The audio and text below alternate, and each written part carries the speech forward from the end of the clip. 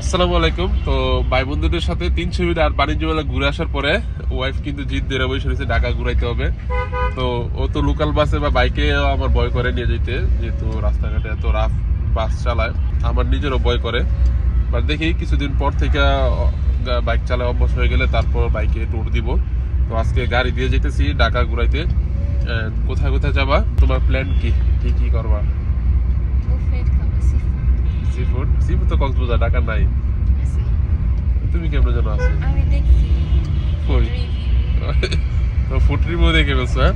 তো এখন তো ফুড ব্লগারদের জন্য আর রেহাই নাই, তো যাইতে হইতেছে বুফে।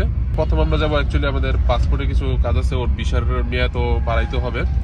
অবৈধ এখন। না, আরো 4-5 দিন মেয়াদ আছে। অ্যাকচুয়ালি ফরেনারদের অনারেবল ভিসা 1 মাস থাকে। তো এবার যেহেতু লং টাইমের জন্য আসছি, তো ভিসাটার ডেট বাড়াইতে যেতেছি।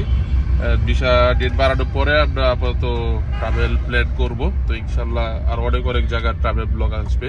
তো সেই জন্য অবশ্যই সাথে থাকবে, পেজটা ফলো দিয়ে। Thank you guys.